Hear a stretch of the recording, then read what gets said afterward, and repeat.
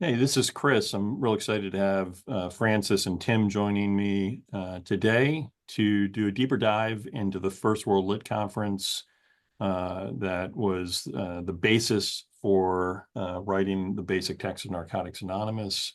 So excited to have Tim and Francis. Tim, how you doing? I'm doing great. Thanks for inviting me to do this. Yeah, really excited to have you here. Francis, thanks for joining. Thank you. Glad to be here. Yeah. Boyd's unable to join us. Boyd and I, start most of our history presentations with this quote. Apologies if you've heard it or seen it before. When you know your history, you know your value, you know the price that has been paid for you to be here. You recognize what those who came before you built and sacrificed for you to inhabit the space in which you dwell. And that's from Cicely Tyson's memoir, Just As I Am. And we like this because it speaks to one of the reasons we think history is important. It provides an opportunity to understand the sacrifices and service that was made to create the opportunity for those today. And for those who are watching this, many of you are involved in service that is continuing to build out the space that people in the future will inhabit. The sources for this presentation are member archives, and those archives include things like World Lit Conference minutes, photos, tape recordings from the first three World Lit Conferences, input that was submitted by the fellowship, member interviews, and have to acknowledge and note of appreciation of Francis. In 2021, he initiated close to 30 new interviews with individuals who were involved in the writing of the basic text, which just added so much depth and new material and context. Other sources include member talks, NA World Services, newsletters, books, A Matter of Principle by Jim M., My Years with NA by Bob Stone, and The Story of the Basic Text by Bo. A note about interviews and talks. Some member interviews and talks have been edited for clarity of sound, time considerations, and flow. And if there's a transcript that matches up to the audio, they may not match in certain situations. So just acknowledging that there's been some editing, nothing to misrepresent or change the content, but again, just for clarity of sound, time considerations, and flow. So Tim, please join in and start talking about the World Service Conference choosing the first World Literature Conference site. Sure.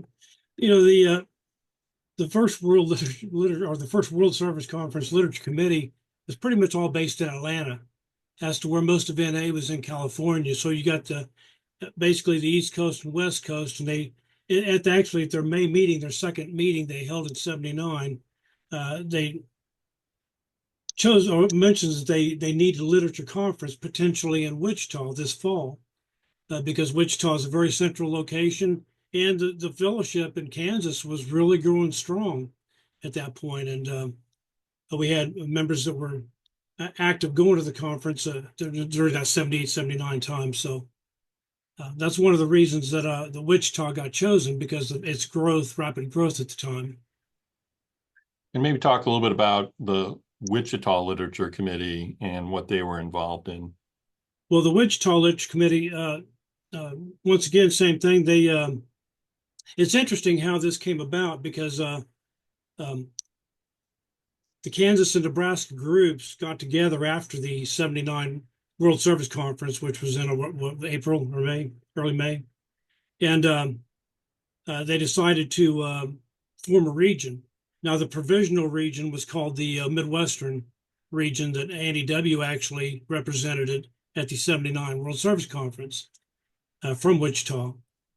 And so they got together and put on this open invitational camp out July 4th weekend, hosted by Kansas and Nebraska groups, formed some areas, formed a region, and formed a literature committee, all at that same camp out. And immediately after, like 2 weeks after they started meeting, the literature committee did, and they met 4 to 5 times prior to the First Lit Conference, just in preparation for this. Some of the members listed in the minutes include Annie, who you just mentioned, Cliff, Debbie, Dennis, Doug, Joe, Liddell, Mark, and Sherry. And these meetings focused on preparing for the First World Lit Committee, accommodations for our members who are attending out of town. And so one of the things that Boyd always emphasizes when we're doing a history of the basic text is that this was an unfunded project. There was no resources within the World Service Office or the service structure to fund this project. So this was all self-funded by the members.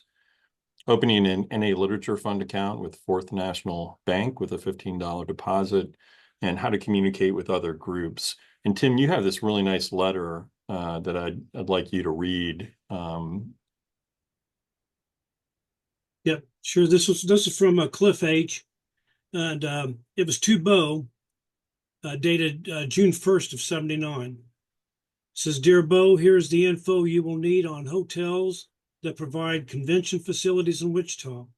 I will check with a friend that has served on committees to plan an AA convention and get what help I need from him.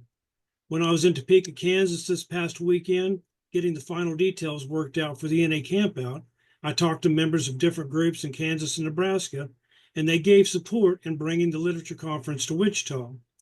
Do you think enough people would be involved to use a hotel for the meetings? The NA group here has a house as a meeting place with as much room as we had in California and is centrally located. There are 2 bedrooms and a large family room where out-of-towners could sleep, and for sure some people could stay with NA members. Everyone has shown a lot of interest in gathering information for an NA Big Book. I will have a few samples of literature to send you the next time I write. I will do all I can to help bring a literature conference to Wichita. I'm also working on editing some tapes before sending them to you. Topeka has started 2 new groups this week. As we grow, so does NA. Love, Cliff. And I will mention Cliff once we formed the Mid-America region, Cliff was voted as the RSR, the Regional Service Representative. So he was the first official RSR for the Mid-America region. Great. Thanks for sharing that, Tim. It's a real gem having this letter and seeing some of the work and coordination that was going on to make the First World Lit Conference happen. And this is the flyer for the First World Lit Conference, and the theme is "You Are the Book." This was a flyer drawn by Mark Z, whose clean date is Christmas of '77. And one of the things on the flyer is, I would like to stay in an NA member's home. And again, this option was listed out of recognition that folks had to figure out how to, raise funds or get money to be able to make this type of trip if they were coming from out of town. We'll listen to Bo. This is audio from October 6, 1979, from the Wichita Lit Conference, where he's talking about the theme. Our literature, our book exists. That's why it says you are the book. You are the book. They can't get it without talking to you. There's no way for them to get our message without talking to a member. And all we got to do is write it down. So that's Bo talking about the theme, and that the content for the book exists within each member in their own experience, strength, and hope. So this was, again, a 2-day conference, and we're coming up on the 45th anniversary of that on October 6th of 2024. And there were registration forms, application for lit conference workshops, minutes and contact list, and combined, there's 39 separate individuals who are listed from those sources. And they came from California, Georgia, Kansas, Nebraska, Tennessee, and Virginia. It is unclear if Jim M. from Ohio attended. He'd submitted a registration form, but didn't appear in the minutes or the contact list or any of the lit workshop sheets. Of those 39 names, 30 of those were comprised of Kansas and Nebraska members. Tim, would really appreciate you commenting on any of these 19 members from Kansas and some of their role in the history of NA in general in that area. Sure. Unfortunately, some of these members aren't around anymore. But Cindy P. from Topeka, she was the first, actually started the first newsletter for Mid America region, as well as the service office, held it in her house. She was the secretary for the World Service Conference from 1982, and during the year the text. So, and she just did a lot of history, and actually Jimmy Cave is her sponsor. So she has a lot of history there. Julie W. is still in Wichita, still around. Linda M. She has an interesting story because she didn't have enough clean time to serve on the convention committee that was coming to Wichita, the World Convention Committee. So she went across town to where this was happening and ended up being the secretary / librarian, which you'll see her name through every one of these lit conferences as these happen are being talked about. But her story in the 2nd through 5th edition was Pothead. Mark Z, obviously, we've already mentioned his name, very active in Wichita, getting the region started during the flyer. Samuel L's an interesting one because his registration said that he paid by making coffee. So that $10 registration to get into the conference, they waived it because he was making coffee for him. And he actually was an editor for our regional newsletter at one point in the 90s, during the 90s. So, any others before I switch to Nebraska? That's it for this list. And then Nebraska had 11 members. Right. And once again, some of these members aren't around anymore. Obviously, the most notorious name is Jim N. from Lincoln. He was the Johnny Appleseed for NA. That's the name that Jim Kennan gave to him. So a lot of these other names I'm not even really familiar with. They haven't been around for quite a while. And how was Jim referred to? What was his kind of nickname? Junkie Jim. Junkie Jim. People knew him as Junkie Jim. And he had a story. He did have a story that was submitted to the for the basic text. It was in the Grave Review list of stories that never got published. There's a lot of stories never got published, but do you remember the name of that story? I don't off that. No, yeah. You probably do now. I'm drawing a blank, but I appreciated you making me aware of that. And when we publish the blog to accompany this presentation, we'll add a link to it. Well, his story had a lot of information for our history, as well as he also was a speaker at the World Convention in Wichita, which that audio is available, and a lot of the same information was in there as well. But so, for those who are watching this, the Lit Conference was held in '79, and then the 10th World Convention was held 11 months later in 1980, in September 1980. And then we'll talk more about Jim, and particularly when we do a deep dive into the Second World Lit Conference in 1980 that was held after the 10th World Convention. Chris and I interviewed Angie and her sister during that time period that we were doing those interviews, and that was a real fun interview to do because they were so young at the time, and they're still around to kind of report out about how things went. Yeah, absolutely. Those were great interviews. So the program from the minutes, they opened up at Ash House.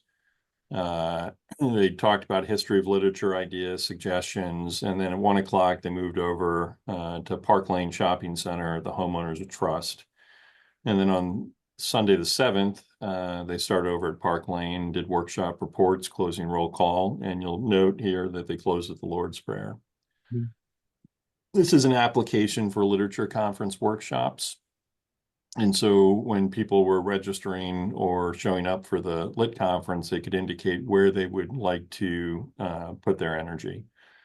So Cindy P., who Tim mentioned, her first choice was local committees, which focused on how to start literature committees in your own area. Her second choice was newsletters, and her third choice was basic text, including chapter text, story categories, and appendices. And so you can see the term basic text being used in some of these early materials, but throughout the writing of the basic text, it's often referred to as NA's Big Book or the Big Book. Other workshops included literature reception, pamphlets, stories, and finance, which again is an important workshop because this is an unfunded project. We'll listen to audio from Cliff, who chaired this literature conference, just going over these committees. Literature reception will be here. All right. Basic text at that table. Pamphlets. This table right here. Let's go ahead and get, we're going to have to switch all this stuff around. Stories in the back corner over there by the flag. Newsletters in that corner over there. Okay, we'll have finance and local committees in the back here. Do it. Very organized. Mhm. And this is a photo that Motorcycle Ed shared with us. And Tim, talk about where that photo is taken. That was in the parking lot of Park Lane Shopping Center at the close of the literature conference. You'll see Linda M. Kneeling down on her knees, down third from the right. And of course, Bo's in the back, but a lot of these faces are a bit unfamiliar. Yeah. Cindy P. mentioned that was her daughter that was on the knee of right in the middle. Gotcha. So,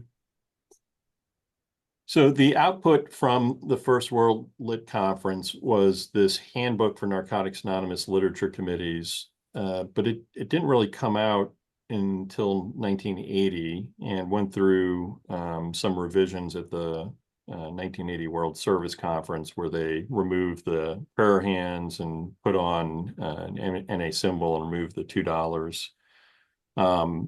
But when you look at kind of the first page of this as it was presented to the service conference, it says this handbook is derived from the minutes of the First World Lit Conference of Narcotics Anonymous held at Wichita, Kansas in October 1979.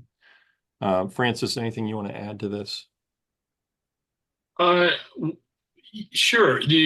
One of the things that I was reading in Bo S.'s book, The History of the Basic Text, is that he had struggled a little bit deciphering the minutes, and I think that this is a handbook is a product and the genius of his vision on how to write literature, that we end up with this manual teaching us how to put together the basic text for the next 6 literature conferences. And so I believe it's kind of like the vision that he had going into this, and because he didn't have a lot to turn in terms of minutes, he turned in this manual for writing literature.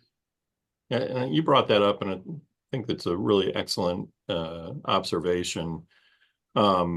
Certainly, as he's trying to fill in the gaps with some of the minutes, he is kind of inserting things that he's previously included in letters he's written, such as his letter to Greg in '77, and other letters inviting people to participate in the writing of the basic text, which really kind of emphasized and focused upon including folks and not excluding anyone.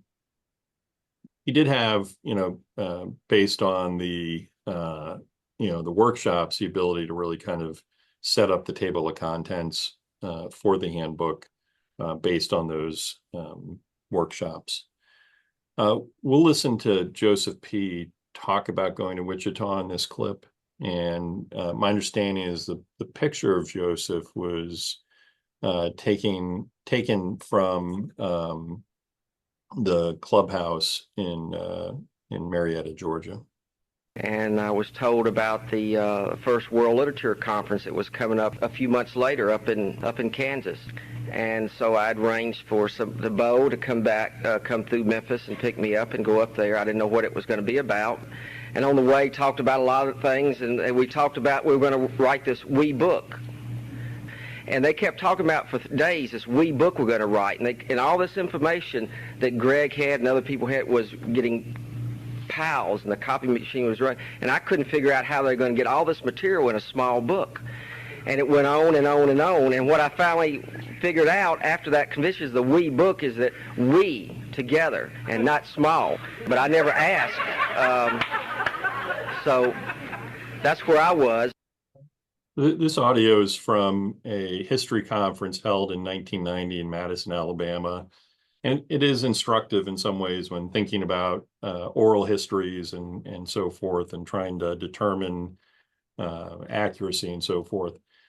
I believe Joseph's talking about the second Lit Conference for a couple of reasons. He mentions Greg. Greg didn't attend the first, he attended the second. And at the first one, they weren't doing a lot of material. They didn't have a bunch of input that they were, going through and working on. So even though he may be misspeaking about which conference this was at, the spirit of it is worth keeping in, because what he's talking about is that this is a we book, meaning everyone, nobody excluded. And this is a really important core value that emerged at the first World Lit Conference. And again, is something that can be seen in Bo's writings leading up to it, where input was encouraged, actively sought, and highly valued from all members of the fellowship, regardless of clean time or experience. And Tim, really appreciate what you added about Linda not having enough clean time in 1979 to participate in the host committee planning for the 10th World Convention of NA, but there's no clean time requirement to participate in writing into literature. This core value of inclusion is contained in many places within the handbook for Narcotics Anonymous literature committees. Right on page 1, it says every member is welcome to contribute material to this effort. On page 2, we need all types of stories, and yours might be just the one to help your type of addict. On page 3, we ask all members to send in their material without worrying too much if it is any good or not. Some of the best is probably in trash cans right now. And that kind of speaks to that therapeutic value, that empathy and understanding that people would have a lot of doubts. Another kind of theme throughout this is about those who are dying. So at the end of this quote on page 4, it says, in a real sense, ours is a movement of the message from those who have it to those who are dying for it. One of the things that was very interesting is that the handbook spoke to profanity, and it spoke to it in 3 different areas. And on page 6, it said stories can include slang, but not profanity, since this would limit the availability of our book in some areas and institutions. And what's very insightful about this is recognizing that if not careful, the warden or hospital administrator may say, I find this book offensive and I don't want it in this institution. And jails, prisons, institutions where a lot of individuals with addiction end up. And so very insightful in trying to make sure that the message is accessible and not prevented from reaching those in need. When Boyd and I were scanning Joseph P.'s archives back in 2008, I think it was, we came across a lot of raw input, just stuff on half sheets of paper. And one of them was this, and it just says the word fuck should not be used. So it was very, very interesting to see that level of input being both provided and also being kept. Towards the end of the handbook, it says to serve the needs of those who will use this handbook to get involved with the writing of our book, we will include a listing of possible topics drawn from the Wichita Conference. This list will probably be incomplete without your input. Feel free to write on any topic which you feel will help someone seeking recovery from addiction. We would appreciate any additional topics when you as members might suggest and include them in future editions of this handbook. Boyd always likes to point out a few, and 13 stepping is one of them, which I failed to highlight here, but beer and grass was no excuse, and little old ladies can get sick too. And Hank F. Actually references this in his workshop report out at the First World Lit Conference on October 7th. You know, one of the topics, and it may sound funny, was little old ladies get sick too. You know, and you know, it turned out that this was a very serious, grave matter, and there are, you know, senior citizens, so to speak, and a lot of middle-aged addicts, you know, out there dying too. So it was interesting finding this in the audio from the conference. Newsletters were a very important conference workshop, and an important person involved in this is a guy named Bud K, or Buddy K, who his only interest in the application for literature conference workshops was newsletters.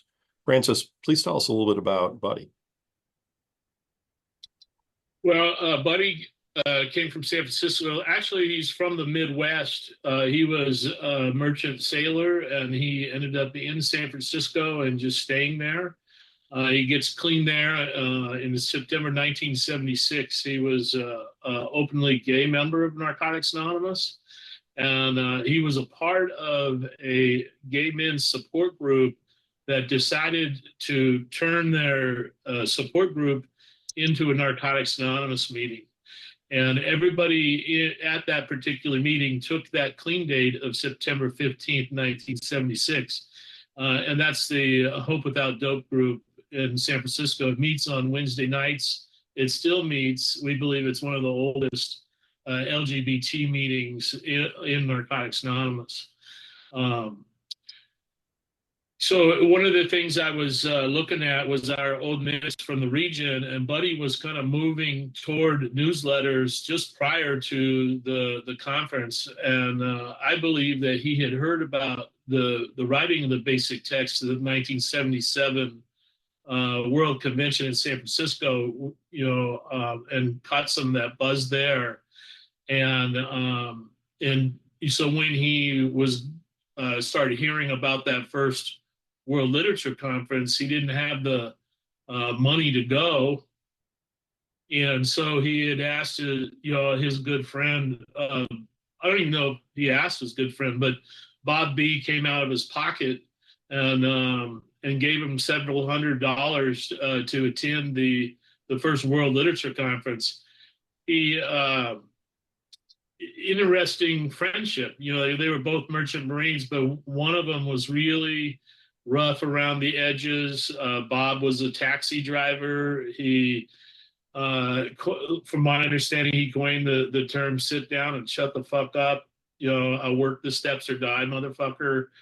And Buddy was just a really humble and soft-spoken, openly gay addict that advocated for that population, but also, you know, like, just constantly did H&I work.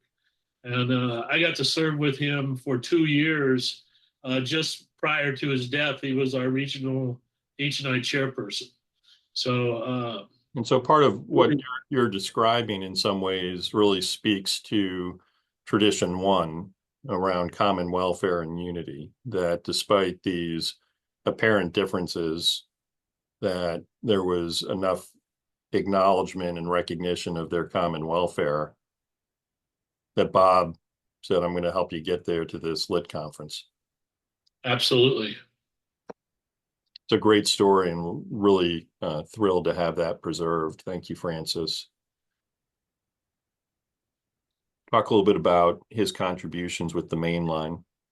Yeah, so he started working on getting a regional newsletter in '78, and so it was, you know, it was interesting that he came to the World Literature Conference in '79.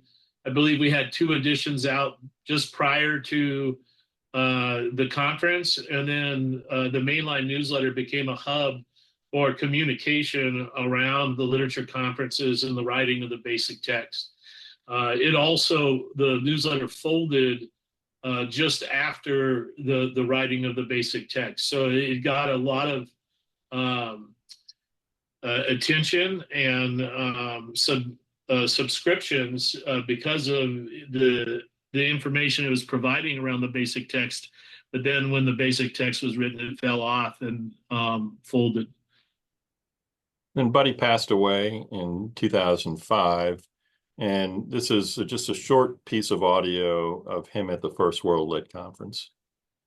And how the newsletter can help the literature committee do the job.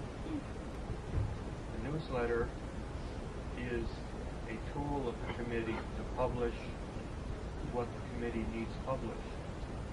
Maybe you could speak a little bit, Francis, about why newsletters were important in the late 70s in terms of communication as compared to what people may use today.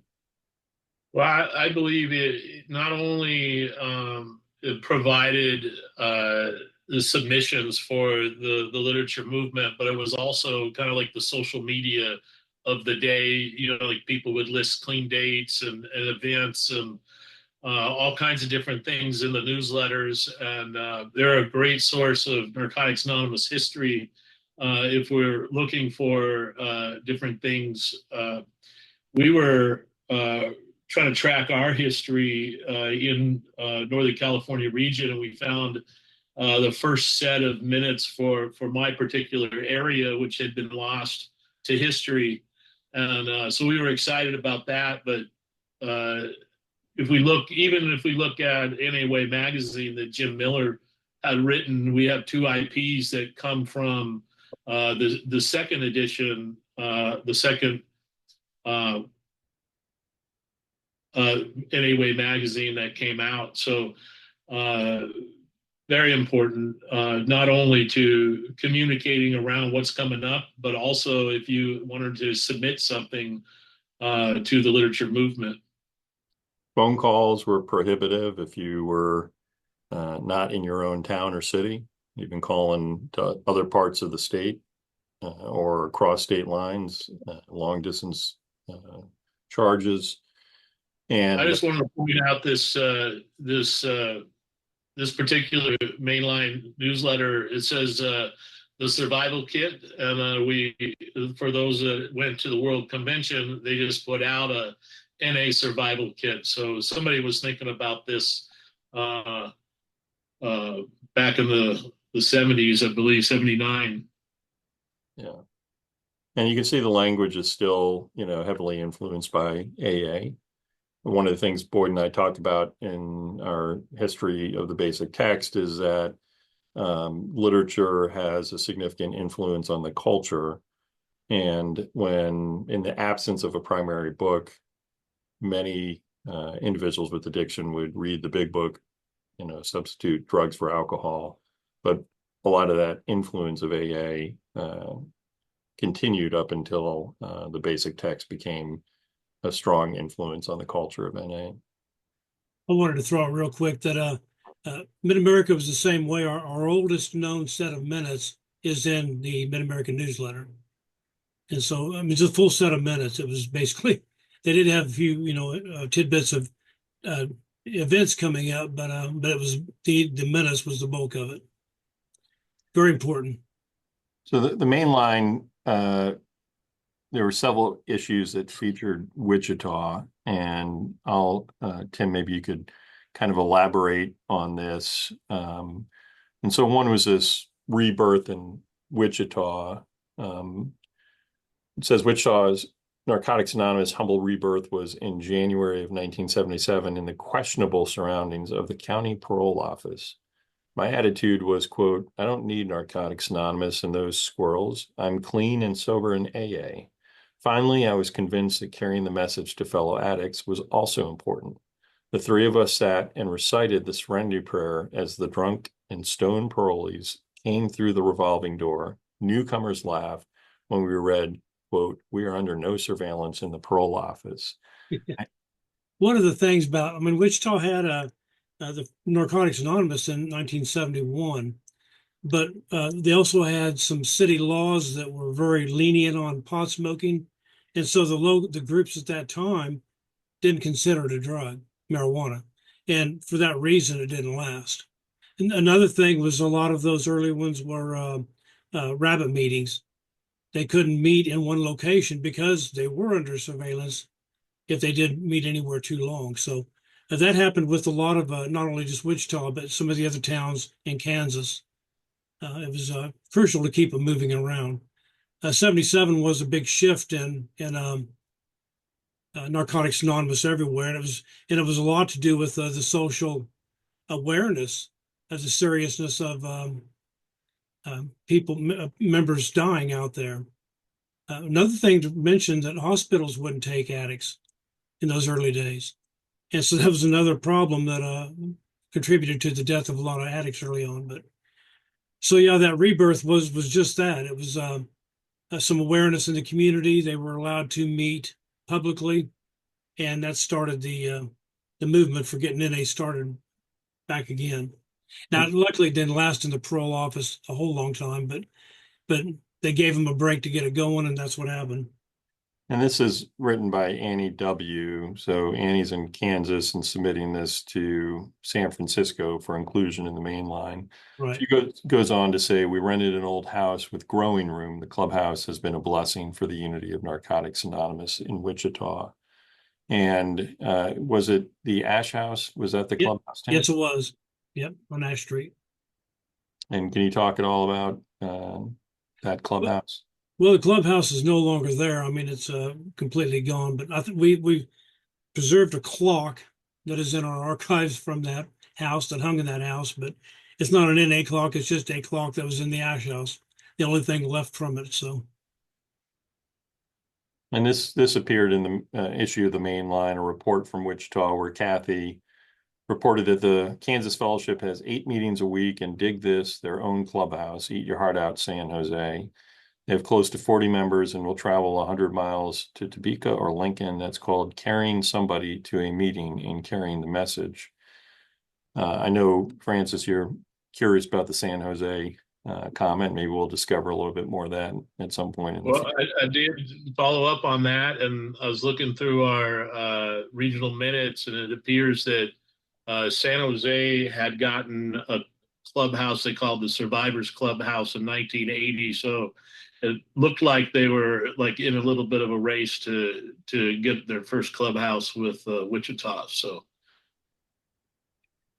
and then the last thing we'll touch on is we're kind of going through some of the workshop sections is finance, and we'll listen to Belinda talk a little bit about one of the ideas that one is both in the report out from that workshop, and 2 is included in the handbook.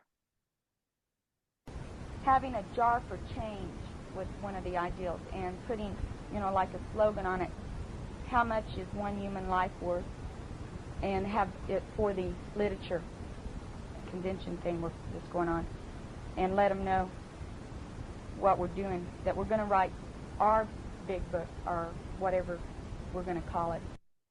So again, very, thoughtful and creative ideas put into, how are we going to fund this? This is not something that there's funding for. We're going to have to figure out how to come up with the money to do this.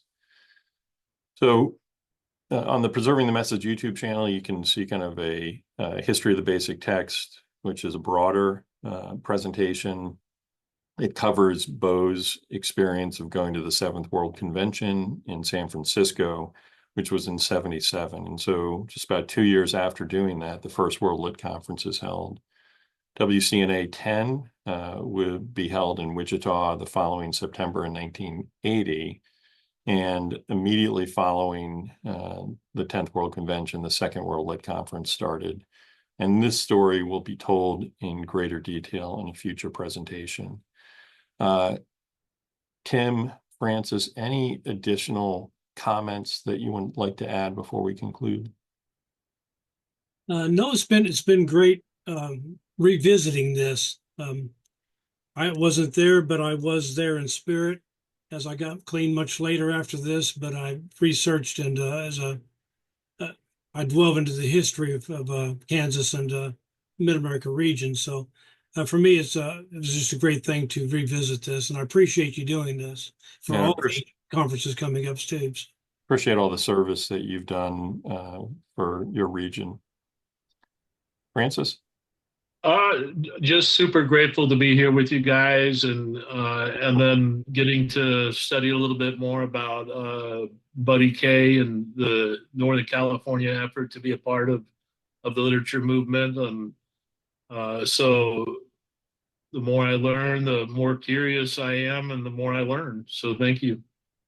Great. Thanks so much, guys. Really appreciate Thank all you. your support and help.